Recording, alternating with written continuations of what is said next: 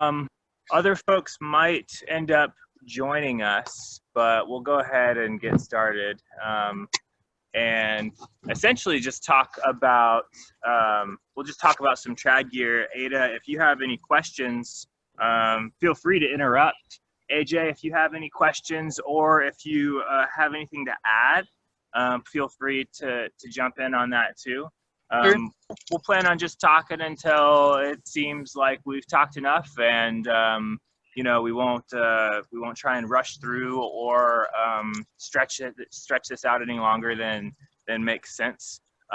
It's cool being able to talk about this with you guys. Being that I'm familiar with you, but if you have any questions, then feel free to speak up. I'll just briefly kind of walk you through what the plan was. Let's see. Looks like we have somebody new joining us. Welcome, Lauren. We are just about to get started talking about some climbing gear. Do you have a microphone? I do. Okay, cool. No video though? I can turn on video if you want. It's up to you. I'll leave it off for now. Oh, cool. So I was basically going to start off real simple. As far as climbing gear goes, we probably won't spend too much time on this being that you guys are familiar with climbing. But we've got, harness, shoes, chalk bag. That's kind of like the intro kit for the minimum stuff you would need if you just wanted to be able to go climbing. Some people don't even use chalk, but if you have a friend maybe that is a climber, or if you're a climber yourself and you want to get somebody else new introduced to climbing, then this is probably like the starting spot. Like if they have a harness and they have shoes, you can probably take them climbing. And so it's actually really cool if you get to a point where you can have more than one harness, because then you can have a harness for a friend that isn't that doesn't have one.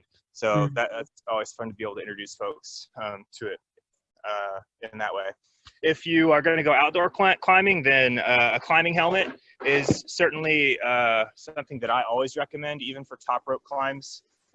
There isn't really there isn't a great reason to not have one. I think the most common excuse or reason why people don't wear helmets is because they either haven't gotten around to getting one yet, or they don't think it's that big of a deal, or they're only top rope climbing, they're only sport climbing, so they don't think it's as serious. But I certainly have on more than one occasion been glad that I was wearing a helmet, and I've never done anything crazy, but catching a little rock on the top of your helmet, is it's interesting, the sigh of relief that you breathe when you think about how something so simple like that could easily like ruin your day, week, month, kill you.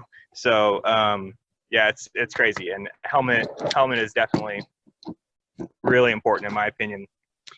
Any questions so far? Questions or anything? Okay, cool. So belay devices, there are a lot of different kinds of belay devices out there. An ATC or any tube style belay device it's a good starter. Start a belay device. You can also rappel from it. There are a lot of different kinds, like I said. There's auto locking or assisted braking belay devices. So there, like I said, there's a lot of options, but it's certainly something that eventually, if you're wanting to climb outside, you're going to need to be able to belay somebody and rappel. And oftentimes those devices can do this. You can have one device that does both. So with harness, shoes, chalk if you need it, a helmet, and a belay device, you are a good belay partner. You have enough gear to kind of take care of yourself more or less. There are a few additional things that can kind of up that ante even more. You know, moving on to webbing and cordelette, all of this is just different stuff that you can use to build anchors, to build top rope anchors in most cases.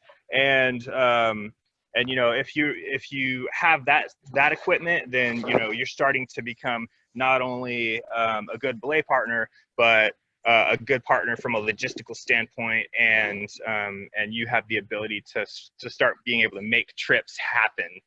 You don't necessarily just have to be tagging along anymore. So if you can build your own anchor, you have your own belay device, helmet, shoes, chalk bag. The only other thing that you need really is a rope. So you know, if you have a rope and all of that other stuff, you can start going climbing outside. There are a few other odds and ends that we might talk about, especially if we start getting into the specifics of folks legitimately putting together their racks and their gear. But you know, I think that those are the basics. As far as climbing ropes go, they vary really broadly in price, in style. There's lots of different kinds. You can spend, you know, anywhere from $150 to $300 buying a climbing rope. You can find them on sale for cheaper than that. There are really sleek, sexy, nice ropes that are probably more expensive than that. Generally, they range in diameter from like, well, let's see, like 7.5 millimeter, maybe a little bigger than 7.5 millimeter, up to like 11 millimeter. The thicker the rope, the heavier the rope, and also the more likely it is to be found in a gym, because typically bigger ropes are rated to take more falls, more cyclical falls, so falls that just happen over and over and over again, kind of stuff. Whereas a really thin line might be designed to only take 2 or 3 big falls, and then the manufacturer recommends that you retire it. So there's a lot to talk about with ropes. We could probably spend a whole hour just talking about ropes. Question. Yeah. Do you know anything about half ropes? Yeah, so not a whole lot. I don't own a set of half ropes, but what I can tell you is the theoretical intro. Half ropes are designed to be used together. So you would have 2 half ropes, and originally anyway, I believe they were designed to for belaying while ice climbing. One of the thoughts being that somebody who's wearing crampons and using ice tools is more likely than a standard rock climber to accidentally cut a line of their own. And so having 2 thinner lines helps with that. And then there's also the added benefit of when you have 2 separate lines, you can run one out. And then when you place gear there, you can run the other line out to promote better angles with your rope management and line that you're trying to mark for yourself or draw for yourself up the crag or up the sheet of ice, if that's the case, or up the falls or whatever. But they're also becoming more widely used in alpine settings for that reason as the primary reason. The ability to run one rope out and go a longer distance without putting pro in allows for cleaner lines, less rope drag, stuff like that. Typically, half ropes or twin ropes are a lot thinner, so they're about half of the diameter, maybe 6 millimeter, and they're oftentimes lighter weight too. Some people will even use a one half rope as a bail line that they would take with them up on an alpine climb, so that they could essentially double their rappel length by using their standard rope, and then adding on their half rope with like a fisherman's knot or a figure 8, and then that way they can rappel the full length of their rope on an ATC or similar tube style device. But But yeah, I like that idea anyway. I haven't tried it before, rappelling with 2 different diameters of rope in one belay device. But in theory, it makes sense to me. Cool. Anybody else know anything more or different about twin ropes? My main question with them is like, because they're the twin ropes, twin ropes, they're thinner, and I've always been questionable about like their strength. I mean, obviously people use them and fall on them, but they're both like half strength, which kind of.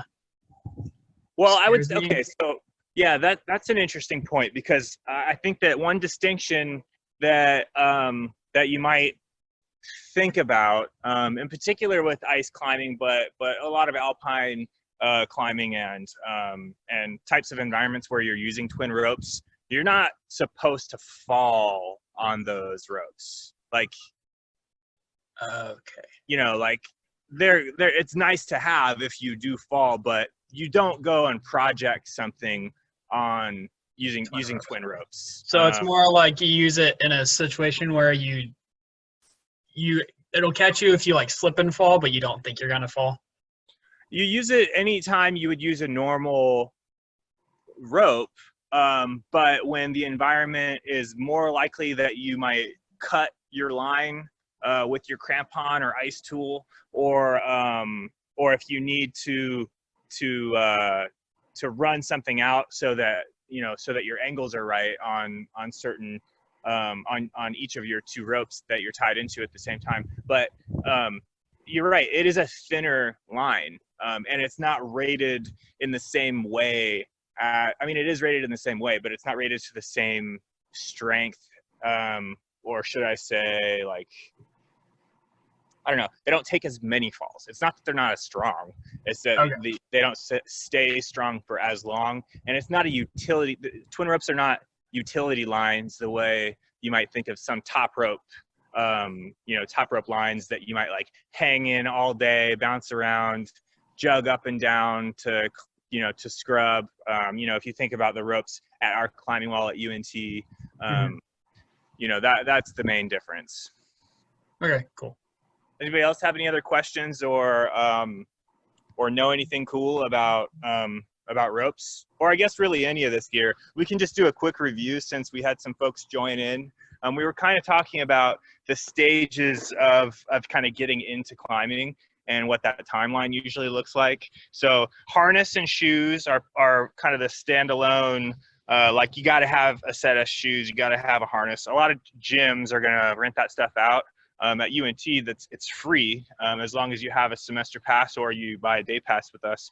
Harness, shoes, chalk is included. Beyond that, once you want to start getting into outdoor climbing, having a helmet is a really, really important component. If you have a helmet and all this stuff, then chances are good that you're ready to start getting invited to go on climbing trips. Right. Once that starts happening and you hang out with friends and you go climbing, or you gain a little bit more experience, you might find that you want to be able to start belaying people. So you're getting into more rope work stuff and getting a little bit more technical with your knowledge. So a belay device of some kind. Eventually you want to be able to start building anchors. And so that might happen with cordelette, that might happen with webbing, different runners, things like that. Again, this is an equipment or gear clinic, so we're here to talk about basically any of this stuff that interests you, and we're not going to get as much into the skill side of things, but if you're interested in that stuff, definitely feedback is welcome, and we can talk about that stuff in the future. But anchor stuff, being able to build your own anchors, if you have all of that stuff, now you're able to start putting together your own trips and start going top rope on your own. And then we were getting into rope a little bit, and now I feel like if you were a latecomer, you're all caught up. So any questions or thoughts, things to add from you guys? Flip myself around. Kyle, I had a question. You said you had a question? Who's that, Kim? Yeah. Cool. What size of like cordelette are you using to build anchors, or using to build prussics, or? Okay, cool. So as far as what you are building your anchor out of, I personally, so this cordelette I think is like 4 mil, maybe 4.5 millimeter. It all is based on, so the things to pay attention to when you're looking at purchasing or acquiring cordelette. What is it made out of? How strong is it, and how much of it do you need? So, you know, most of the cordelette that I have was bought within the last, I don't know, 8 years or so, and all of it more or less is made out of either Dyneema or nylon to one degree or another. And you know, with the strength of when I went to buy this, I just knew that it was going to be more. This is probably way thicker than it needs to be, but yeah, I would say somewhere between 3 to 5 millimeter is what the pretty common, pretty standard route is. But that also might be kind of dated. You know, there might be some new fancy, really awesome you know, material or it's a sweet new weave that lets them do it down to like 3 millimeter or some shoestring diameter, or, you know, something else crazy like that. I'm not sure. But 1 inch climbing spec tubular webbing is also really good. I think that I prefer it more for top ropes. I like the cordelette more for trad and for alpine style climbing, because it's a little bit more versatile, and you can use it for, well, at least for how I think about things. I like to be able to use it for other stuff too. So that's kind of does that answer I don't feel like that really answered your question 100%, Kim, but does that give you a little bit of insight? Yeah, it did. Okay, cool. Thank you. Okay, so I think that a next sort of equipment or gear jump for people, once they are able to get outside and start maybe going on some trips of their own, is they pick up themselves a set of quick draws. So quick draws are very commonly used in sport climbing. A lot of people that climb trad use quick draws as well, but I do not use that many quick draws.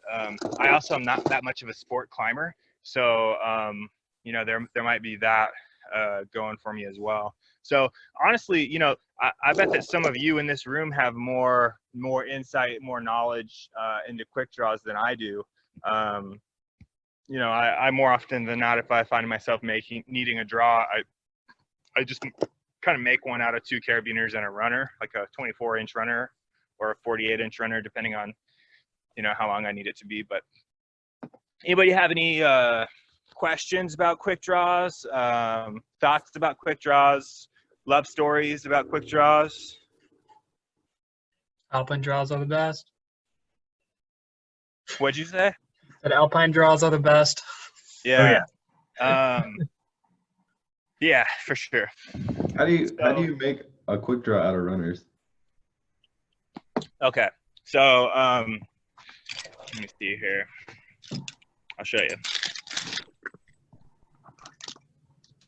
I had to pick kind of what items to feature on this table, but I have some more stuff off to the side.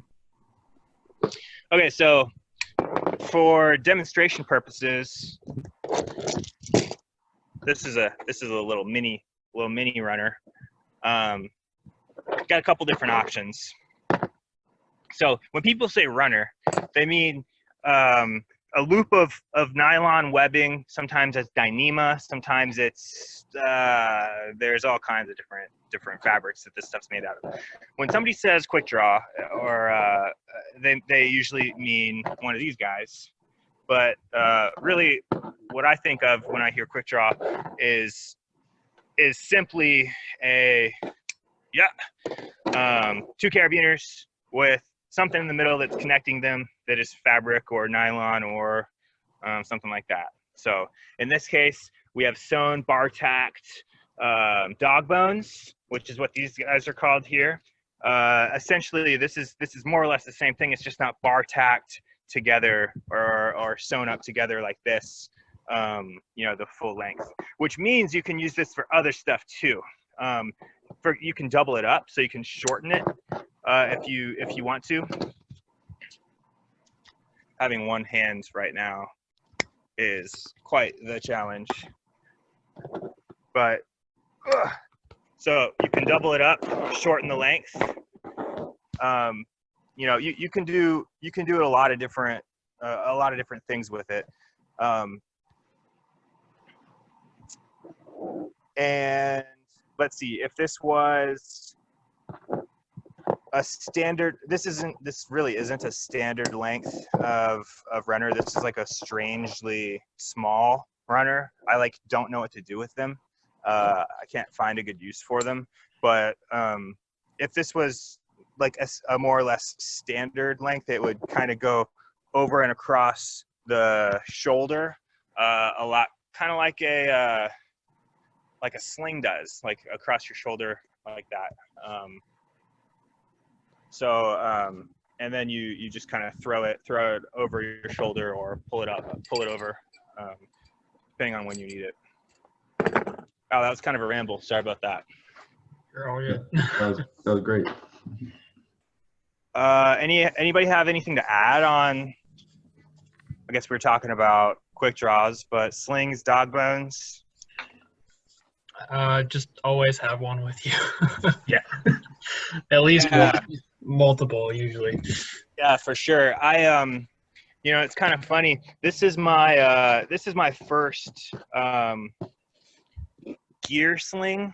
So it's basically, it is a runner, essentially a 24-inch runner, with a piece of padding on it, and just like it's folded over and sewn on one side to make it so that gear, clips on there. And okay, bye, Lauren. Oh, mister. But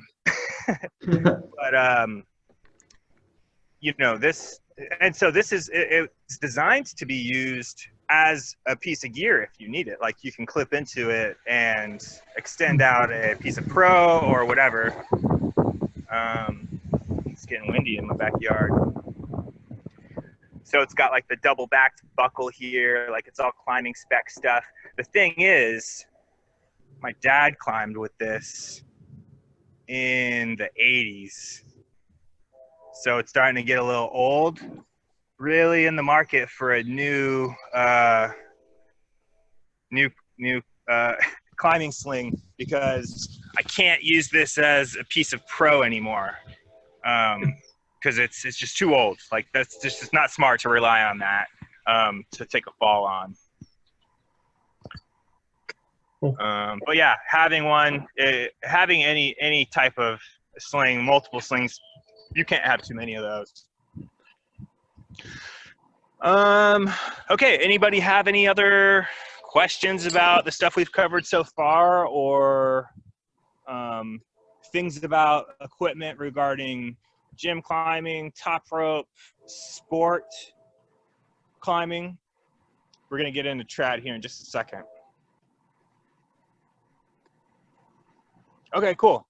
So when it comes to trad climbing, actually, I think the first question I should ask, and I think, yeah, everybody's using a camera here. So does everybody understand what I mean when I say trad climbing? So we got some yeses, mostly yeses. Max is only halfway paying attention. And that's okay. Okay, so a quick rundown, a quick, very basic explanation of traditional climbing or trad climbing. So it's like sport, except instead of clipping your quick draw into a bolt, you have to get some of your own stuff that you bring with you, got to fit that into the rock and then clip your rope into that instead. So it means your load is heavier. It means that in addition to climbing, not only do you have to have the strength, stamina, endurance to clip a quick draw into a bolt, but instead you also now have to have the mental fortitude and alertness to complete a puzzle, because each time you have to make yourself safe again, put a piece of pro in the wall, protect yourself, get your next clip. Each time you do that, you have to figure out a little puzzle, because you might have a lot of different kinds of gear with you, and you might have a very uniquely shaped or specifically shaped crack, and it's up to you to figure out how to make the best placement, the most excellent placement possible. Trad gear and trad placements are some of my favorite things to talk about, and it is just such a cool experience. Placing a piece of gear, if you've done it before, you know, but placing a piece of gear and giving it just like a little bit of a tug and knowing like, yep, that would absolutely save my life. It is a cool feeling, and it's a terribly scary feeling when you place a piece of gear and you're like, I really hope I don't have to test that out. So that, you know, there's a fine line there, and I think getting to the like puzzle master side of things is sort of my jam, as opposed to getting so strong that I can just kind of oaf around for a long time to figure out my placements. Like, I'd rather get really good at the puzzle part, and that's the most fun part about trad climbing for me. So anyway, there are a lot of different types of trad gear, and the main part, the main type of equipment that folks think of is what we call pro. So protection is what it's short for, and there are lots and lots of different types of pro. Those can be separated into really two different categories. There is passive pro. Passive meaning it doesn't have any moving parts to it, and it's not designed to move while it's being used or while it catches a load. It's designed to just be solid, right? It's not going anywhere. And the classic example of passive pro is something like a Black Diamond nut. Is the brand, or is the model of the stopper. But in general, you have stoppers. Is what they're called, stoppers. Often they're sometimes called nuts. They're sometimes called chocks. Yep. Yeah, there are a couple of other ideas out there too. There are different types of nuts as well. Like, these ones are made out of brass, and they're designed to deform a little bit when they take a load to kind of goo themselves into the rock.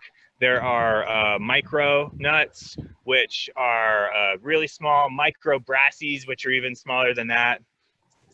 And yeah, so there are pieces of passive pro that are different shapes or weird shapes. This set of nuts are made by Trango, and they're this unique shape compared to, you know, the Black Diamond chalk or nut. So, and then you get into hexes.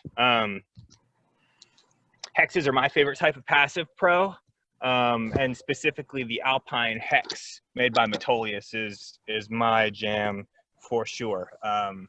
But Black Diamond makes a good set of hexes, a huge range of hexes. I don't even know how these are referred. There's probably a number associated with them, but I almost exclusively, like, if I'm carrying hexes, I'm going to be carrying the Alpine Hexes. I just really like these guys a lot. They're lightweight, and because they all have rounded corners like this, they fit into a lot more, many more different positions compared to this one, which is more sharper angles. These guys end up getting stuck in frustrating ways, whereas these guys can kind of slide in and slide out of cracks during both placement and cleaning, which has been really great. So, you've got your passive pro, you've got your nuts, your chocks, your stoppers, your nuts and chocks. You got your hexes. They're all stoppers, and this is how I learned. I learned trad climbing using passive pro. And I think that's one of the main reasons why I like hexes so much, is because when I was learning, the hex was like the biggest thing.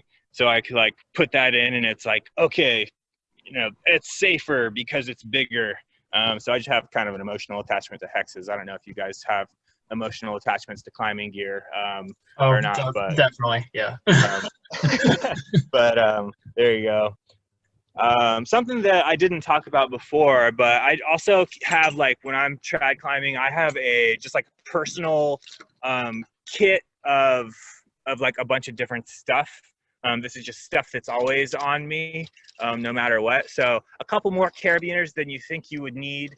I've got some cordelette in 3 different sizes. So these are for making ascenders. Then this guy is to extend my belay. And then I've got a whistle, a small knife, and a tool. Nut tool? Yeah, nut tool. There you go. Nut tool. Why did I forget the name of that? So yeah, nut tool.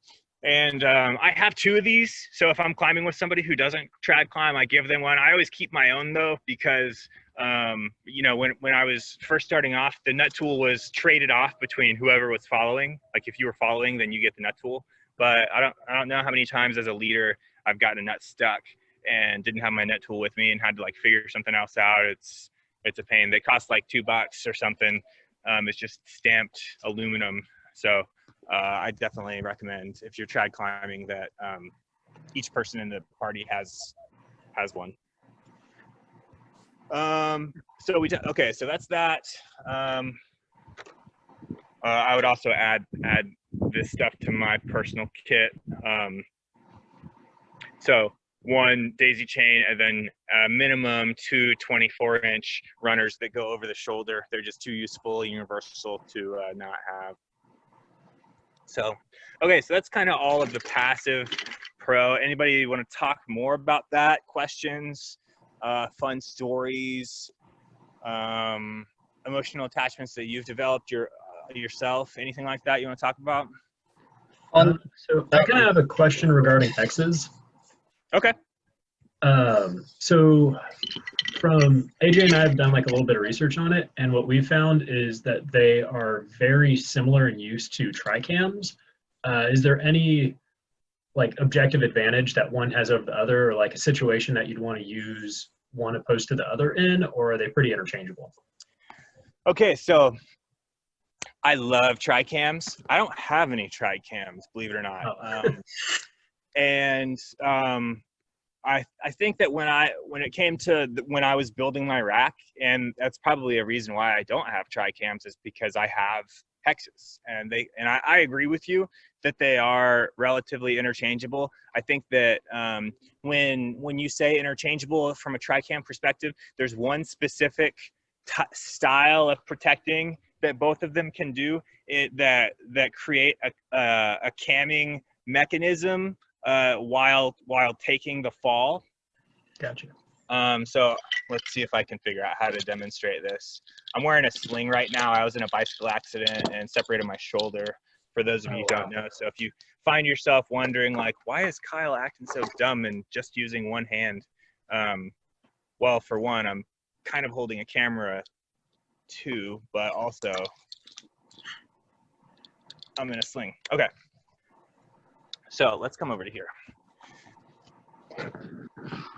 So when you look at this hex, there are a lot of different ways, a lot of different sizes of crack that this hex can fit into, depending on how you place it. So on the one hand, the most simple, easiest to understand size crack would be anything that is thinner than like this, right? So you put it into any crack and it goes and it'll stop before like this, like, right? The hex can't get past my fist being closed, so like that works. From there, like using all of these different angles, like all of these are different directions that you can fit the hex into the crack to make it good. This is one of my favorite styles when the crack is like this, and you do it kind of long ways, or if it's a really big hex, then you do it like ladder, kind of like a ladder, a ladder style. But one way that you can make a hex work for you is by figuring out the rotation direction, and see if I can do this with one hand. Set it up so that, ooh, it's tough. Set it up so that if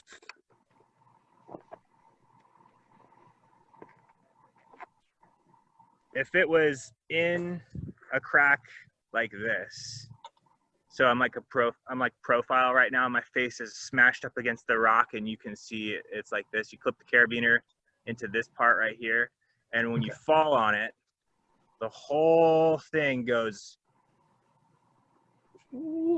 right, and the wire gets pulled down. Here, let me see if I can set up something a little better.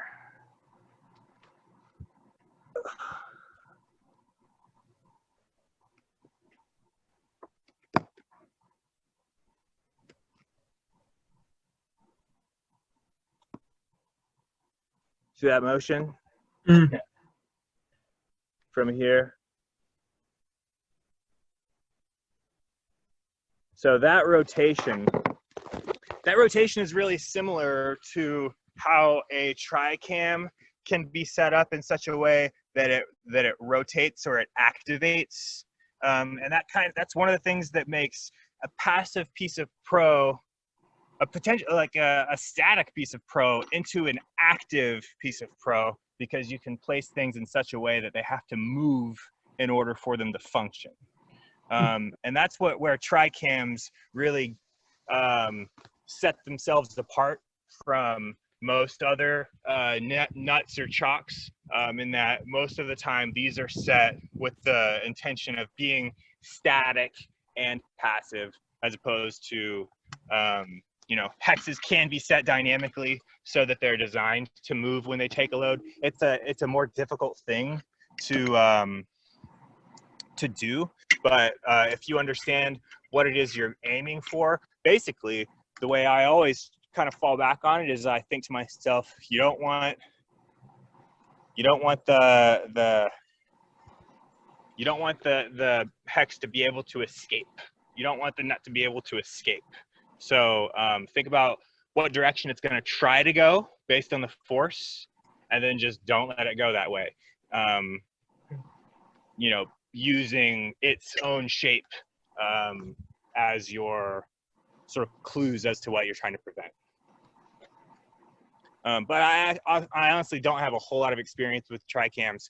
I do know that I think it's a number 2 friend tri-cam is the perfect piece for this flared horizontal crack on Dr. Coolhead in the Narrows. And that's like one of the only pieces that you can set on that horizontal crack, because it's all flared and really spooky. But it's such a specific piece. It's really cool. But anyway, we'll go ahead and move on unless there are any other questions about passive pro. Ada, you taking notes?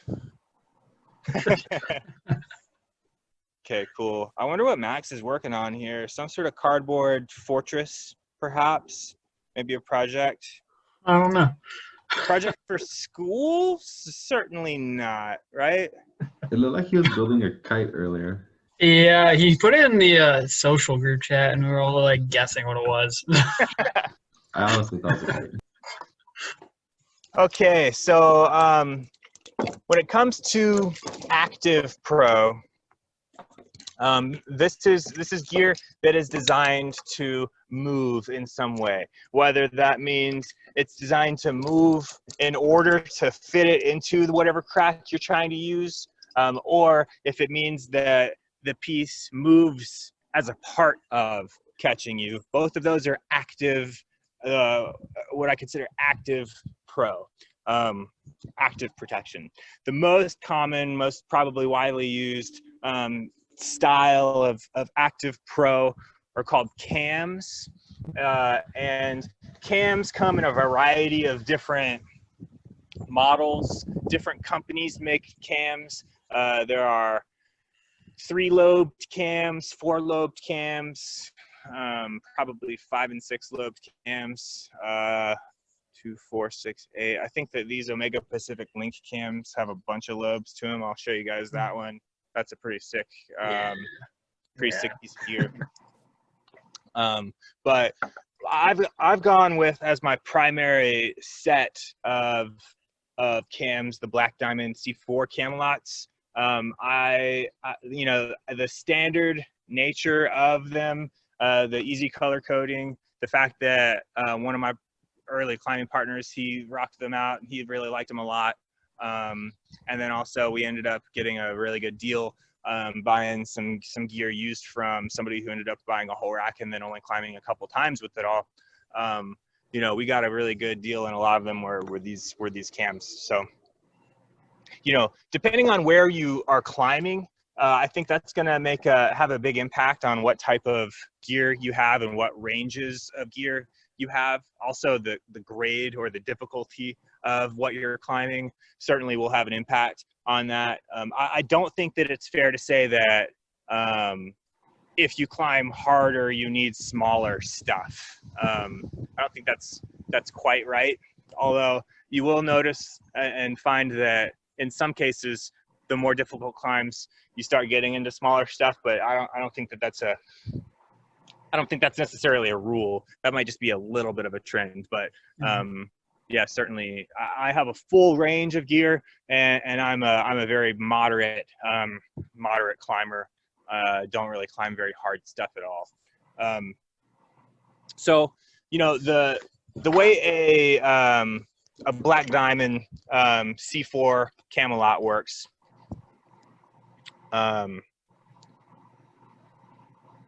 is, you know, you've got a trigger mechanism which pulls cables which are linked into a housing of cams that have these springs in here that cause the lobes to retract. And so what you're looking for, I thought about setting up like a fake wall of some kind. What you're looking for are to you know, pull the triggers, make the cam lobes smaller than the crack is so that you can fit them into the crack.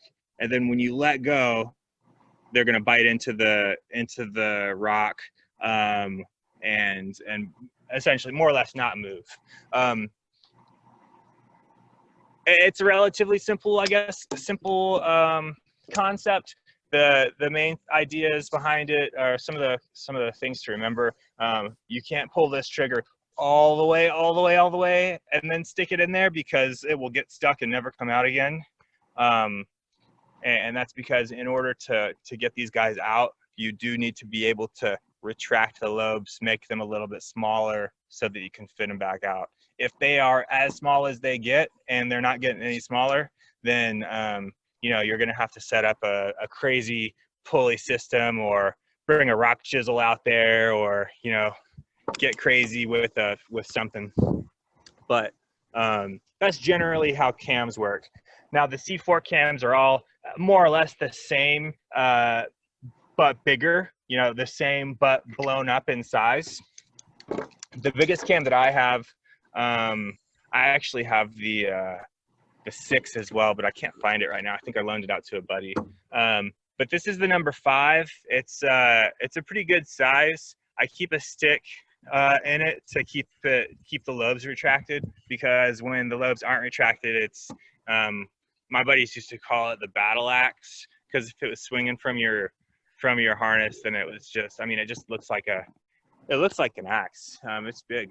So I remember buying this for like one specific climb. Like, I really wished that I had a piece that I could put, but there was nothing for a really run out section, and I was like, that's it, I'm getting a number 5.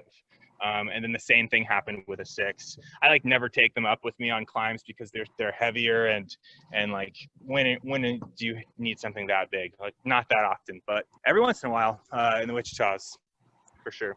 Mm-hmm. And I'm sure elsewhere as well. But I definitely want to show you guys this Omega Pacific Link cam. If you haven't seen one of these before, I think they're a lot of fun. The downside to these guys, there's a couple of downsides. They are significantly heavier than the Black Diamond C4s, but I think that in some ways they make up for that by the nature of the range that you get out of one of these guys. How many of you have heard of the Omega Pacific Link cam? Okay, AJ and Riley. Kim, no? Okay, so it's more or less, the same shape. The downstem does not have a loop at the end of it, as opposed to one of these Black Diamond C4 Camelots. So I like the loop on these guys. That makes them a lot easier to manage. When you have just the stem like that, I feel like I'm missing something. Like, there needs to be a little buddy helping out my thumb. I'm not sure. So anyway, the C4, the range is really cool on it because it opens up, and this is about where the Black Diamond C4 Camelot's range ends. But this guy keeps going like this, and then it continues and it opens up even more. So it's really cool. It kind of takes the place of like 3 to 4 cams from a range perspective, but then again, it's also only one piece that you can place. Once it's in, now you don't have another versatile piece that can go anywhere, right? Like, it's already gone. So sometimes having this is really nice if you know that you're gonna need a piece of gear in a certain spot, but you're not sure exactly what size it is. Like, oh, we'll take this. This will fit. Like, this will fit everywhere.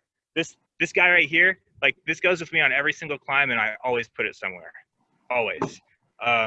Even if it's at the top, like, I've gotten through the entire climb and didn't end up needing to place it, like, okay, well, then I'm gonna build my anchor with it because it's just solid.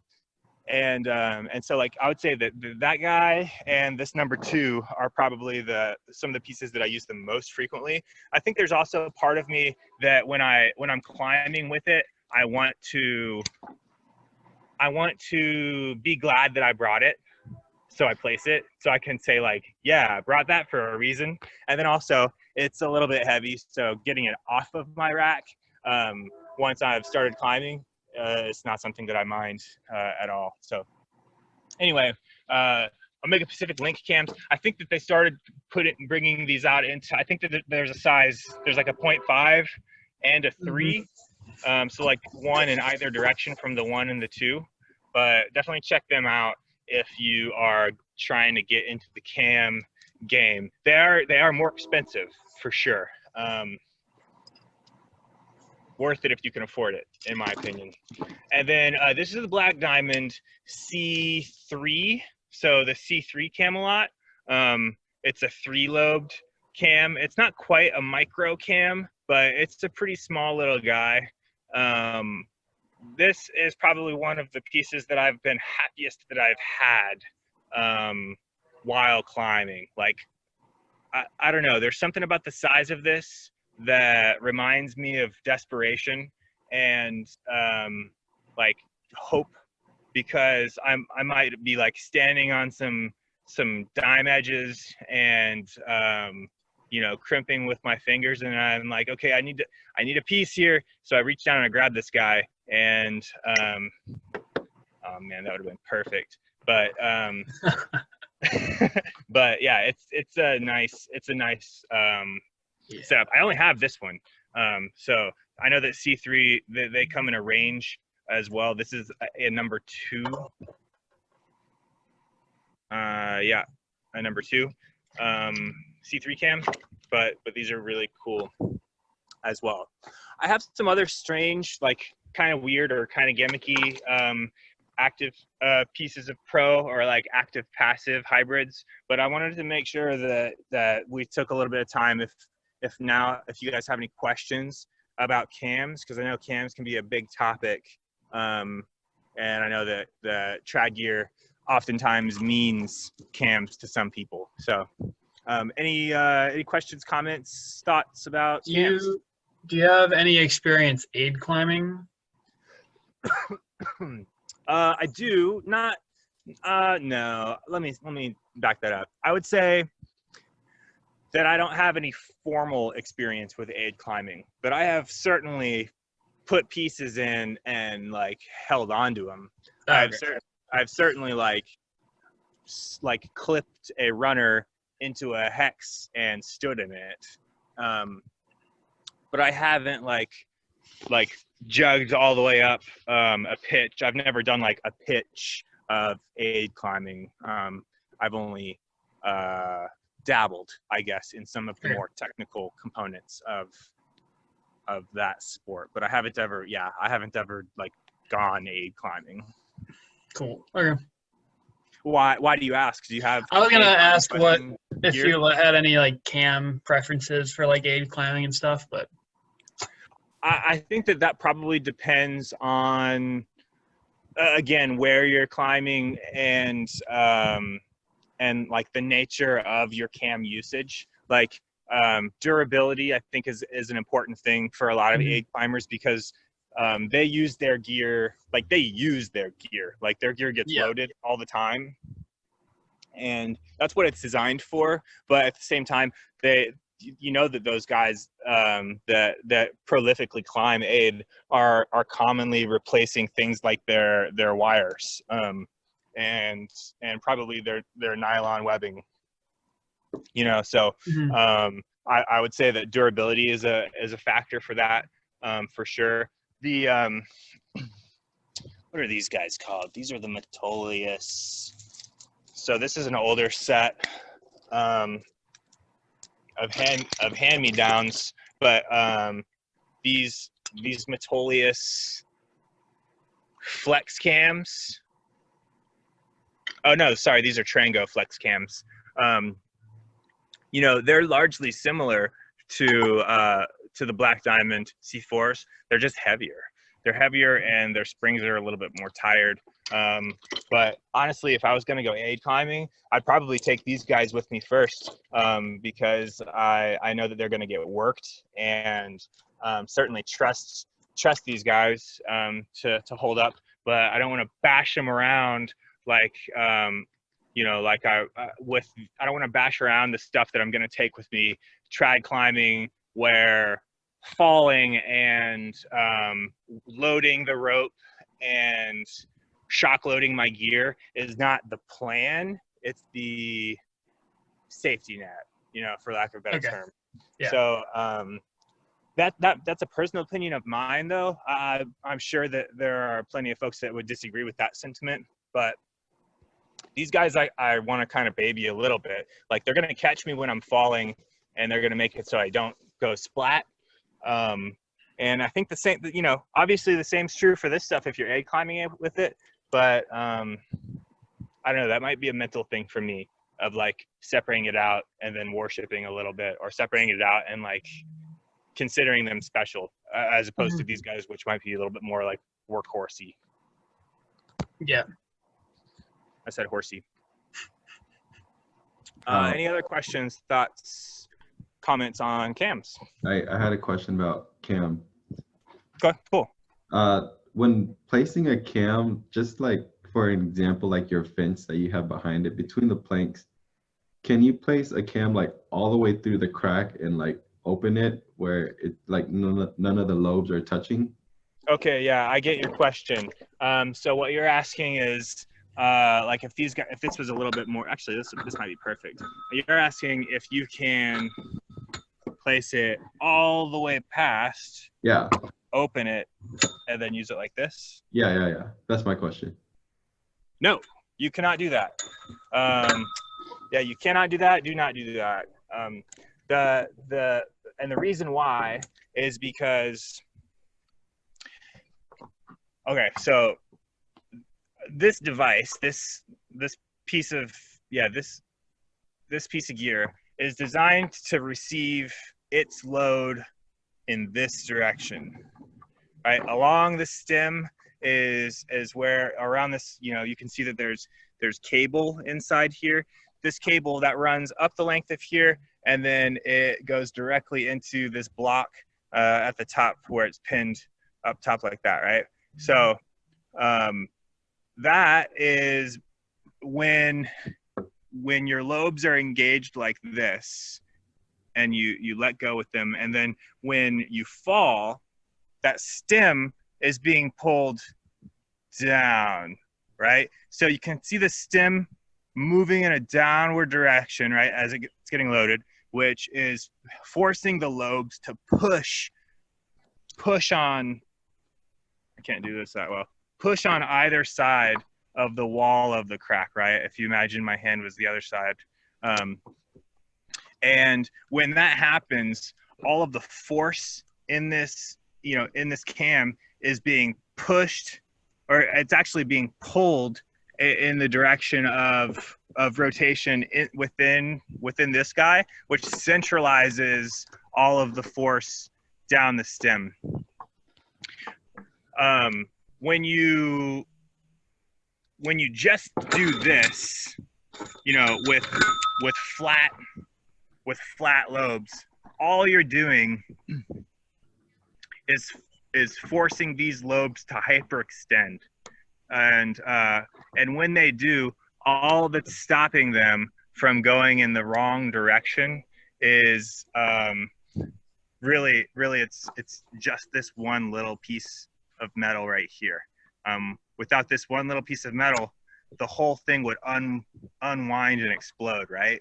And so that's not how it was designed. It wasn't designed to rely entirely on, what would that be, like a 20th of its surface area, less than that, because that's the only thing that's keeping the lobe from continuing along that,